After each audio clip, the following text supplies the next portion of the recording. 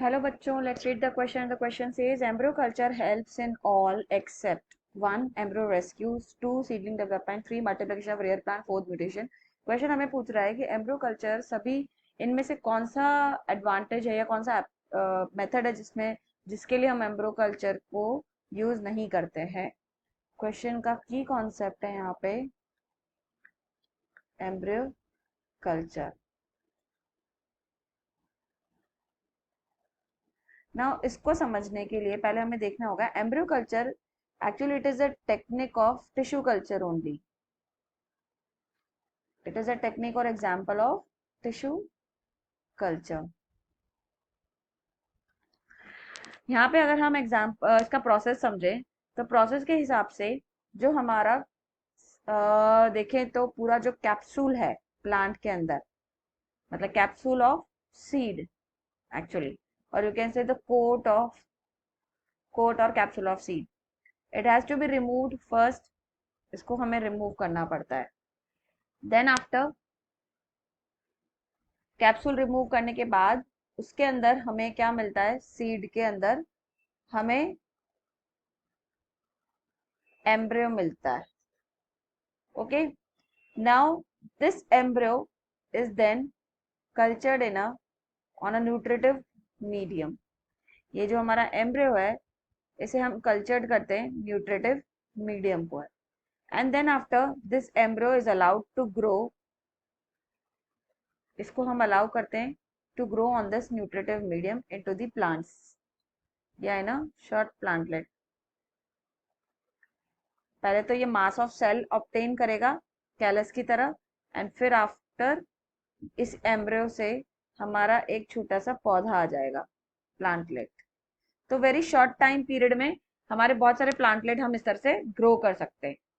तो पहला चीज इसका एप्लीकेशन क्या हो गया एम्ब्रियो कल्चर का, दैट यू कैन से multiplication of plant population in short duration। Fine. दूसरा, जिन प्लांट्स के फ्रूट के अंदर, in plants in which embryo do not grow naturally, do not grow naturally inside their fruit। तो such plants can be grown या such plants can be raised by this embryo culture technique. ऐसे plants की growth हम embryo culture से करवा सकते हैं। तो एक तरह से आप कह सकते हो सीडलिंग डेवलपमेंट में भी इसका रोल हो गया, प्लस जो वीक एम्ब्रियोज हैं उनको भी हम बचा रहे हैं। That means we can rescue the weak embryos by using this technique. अब ऑप्शंस में हमारे पास वन मोर ऑप्शन है, फोर्थ में mutation. Mutation is actually sudden heritable change in genetic constitution of an individual. तो ये तो जीन से रिलेटेड हो गया, of an individual.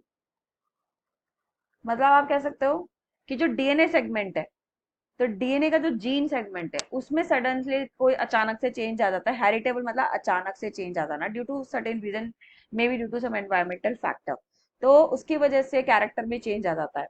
But this is not done by embryo rescue, it is not done by embryo culture. Actually ये embryo culture से नहीं किया जाता। तो हमें क्वेश्चन में यही पूछा गया कि इनमें से कौन सा मेथड है जो एम्ब्रियो कल्चर से नहीं होता है या embryo culture does not help. तो इसमें एग्जांपल ऑप्शन में जो दे रखा है मैं, A one is embryo rescue, this is correct. ये तो हेल्प मतलब एम्ब्रियो कल्चर की मदद से हम एम्ब्रियो को रेस्क्यू कर सकते हैं। सेकेंड इज सीडलिंग डेवलपमेंट, तो यह सीड्स को डेवलप करवा सकते हैं, बिकॉज सीड के अंदर ही हमारा एम्ब्रियो होता है। थर्ड, रेयर प्लांट्स का मल्टीप्लिकेशन हम करवा सकते हैं। ऑब्वियसली कुछ प्लांट्स होते हैं जिनके अंदर एम्ब्रियो डेवलप नहीं कर रहे हैं या पूरे ओवल को सीड में कन्वर्ट नहीं करेगा, तो ऑब्वियसली प्लांट का ग्रोथ नहीं होगा, तो हम रेयर प्लांट्स की मल्टीप्लिकेशन भी इससे करवा सकते हैं। बट फोर्थ ऑप्शन जो है म्यूटेशन, ये नहीं करा सकते हम एम्ब्रियो कल्चर टेक्निक से, क्योंकि ये तो हेरिटेबल चेंज है, जेनेटिक चेंज है।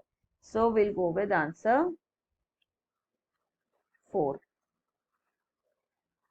So I hope you understood well. Best of luck.